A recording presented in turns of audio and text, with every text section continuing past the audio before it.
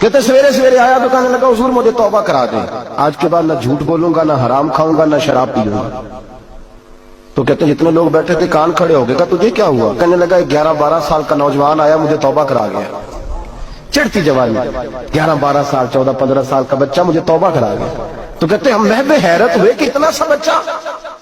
تو کہتے ہیں کسی نیک باپ کا بیٹا تھا، کسی پرہیزگار ماں کا بیٹا تھا، گھر میں تربیت ہوئی۔ اتنے بچے تو خانقاہ بھی نہیں جاتے، اتنے سے بچے تھوڑی کسی ادارے کے فارغ و تحصیل ہوتے ہیں، کس مدرسے سے پڑھے ہوتے ہیں؟ کہتے چھوٹی سی عمر۔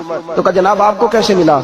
تو وہ شخص کہنے لگا حضور کل میں گیا بازار، میں نے بغداد کے چوک سے 10 کلو مچھلی بھی خرید لی اور کچھ اور ضرورت کی چیزیں بھی، مہمان آنے تھے، وہ سارا کچھ خرید کے میں جب نکلا تو سامان زیادہ ہو گیا۔ چوک میں مزدور بیٹھے ہوتے تھے، میں نے کہا بھئی میرے ساتھ فلاں محلے تک سامان پہنچانا ہے۔ وہ بچہ کہنے لگا چچا اگر میں چلوں تو؟ میں نے اس کو ایڈریس وغیرہ بتلایا تو 3 دینار مزدوری طے ہو گئی سامان گھر پہنچانے کی۔ کہتے میرے ساتھ وہ نکلا اور جب رستہ طے کرنے لگا تو رستے میں گرمی بڑی سخت تھی، ظہر کا وقت تھا، ذرا ہم نے چند قدم اٹھائے، 2-4 گلیاں گزرے تھے کہ اذان ظہر کی آواز آنے لگی۔ تو کہتے ہیں بڑی منت کے انداز میں، بڑی گزارش کے انداز میں میری طرف دیکھا، عمر چھوٹی سی ہے، کہنے لگا چچا اگر اجازت مل جائے تو میں ظہر کی نماز پڑھ لوں۔ کہتے ہیں میں ایک جگہ پھٹے پہ بیٹھ گیا اور گپے کرنے لگا، سامان وہاں رکھا، میں نے کہا پڑھ لے نماز۔ کہتے ہیں بچہ نماز پڑھنے چلا گیا، باقی لوگ دیر سے آئے، وہ نماز پڑھ کے جلدی آ گیا۔ میں نے کہا بیٹے تو جلدی آ گیا ہے؟ کہنے لگا اس لیے جلدی آیا ہوں کہ آپ یہ نہ سمجھے یہ کام چور ہے، میں نے نفل چھوڑ دیے ہیں، فارغ ہو کے پڑھ لوں گا۔ کہتے ہیں سامان اٹھایا، رستے میں گرمی شدت کی تھی، اس کا پسینہ بہنے لگا، میں آگے بڑھا، میں نے کہا بیٹے سامان تھوڑی دیر کے لیے مجھے دے دو، گرمی زیادہ ہے۔ کہنے لگا چچا کسی کا تربیت یافتہ ہوں، کسی نے ٹریننگ دی ہے، کہا ماں باپ نے کہا تھا حرام لقمہ گھر نہ لانا، کہا بات کیا ہوئی؟ کہنے لگے میں آپ کو نہیں دے سکتا، اس لیے کہ 3 دینار مزدوری گھر پہنچانے کی طے کی ہے، اگر آپ اٹھائیں گے تو پھر میں پیسے پورے نہیں لوں گا۔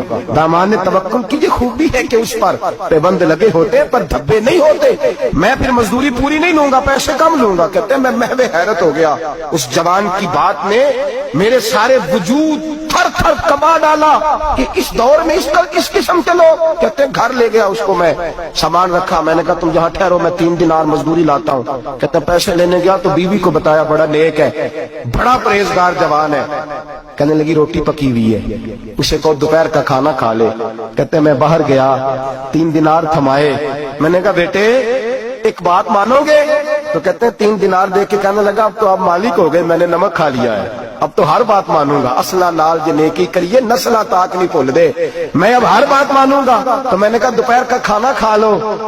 کہتے ہیں اس کی گردن جھک گئی اور بڑے دھیمے لہجے میں کہنے لگا میں نہیں کھا سکتا، میں نے روزہ رکھا ہوا ہے، روزہ رکھا ہوا ہے، نفلی روزہ رکھا ہوا ہے۔ کہتے ہیں میں اور پریشان ہوا، میں نے فوری طور پہ سوال کیا کہ اب تو کدھر جائے گا؟ تو کہنے لگا اب میں کہیں نہیں جاؤں گا، میرے 1 دن کا خرچہ میرے ماں باپ نے جو ڈیوٹی لگائی ہے وہ 3 دینار ہے، پورا ہو گیا ہے، اب میں باقی جو وقت بچے گا یا قرآن پاک کی تلاوت کروں گا یا محمد عربی پہ درود و سلام پڑھوں گا، میں اب کوئی اور کام نہیں کروں گا۔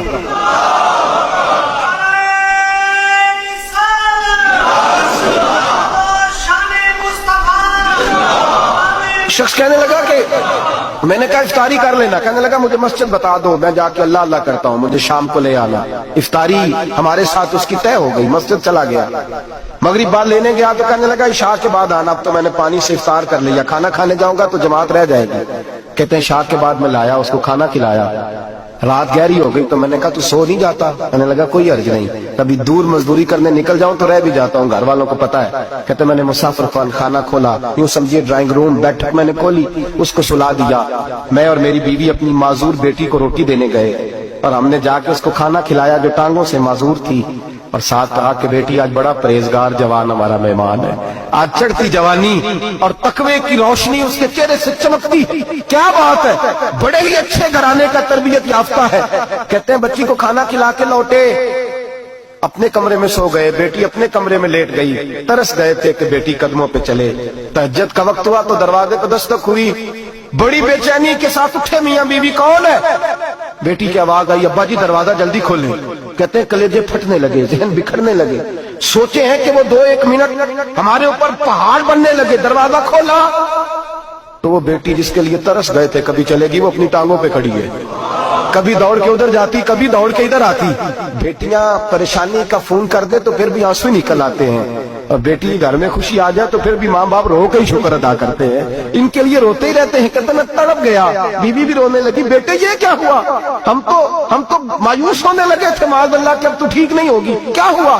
कहने लगे अब्बा जी अम्मा जी आपने बताया ना नेक जवान आया है, नेक आया है, तो मैं आप चले गए तो मेरे दिल में ख्याल आया, ऐ अल्लाह अगर वो वाकई नेक है तो उसके सदके मुझे शिफाई अता फरमा दे।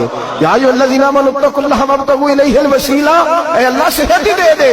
कहते अभी मेरी दुआ भी पूरी नहीं हुई कि मेरा वजूद हरकत करने लगा, और ये देखो मैं उठ के खड़ा हो गई हूँ। कहते हैं हम लोगों ने ये देखा तो भागे उसके कमरे की जानिब। जब दरवाजे पे हाथ रखा तो दरवाजा खुल गया, आगे गए तो पलंग खाली था, एक रुक्का छोड़ गया है। कहने लगा मुझे पता है मेरी हकीकत खुल गई है, मैंने ये करामत कोई कंपनी की मशहूरी के लिए नहीं दिखाई कि लोग मेरे पीछे भागने लगे, मुरीद होने लगे, तवाफ करने लगे। मैं तो अल्लाह का बंदा हूँ।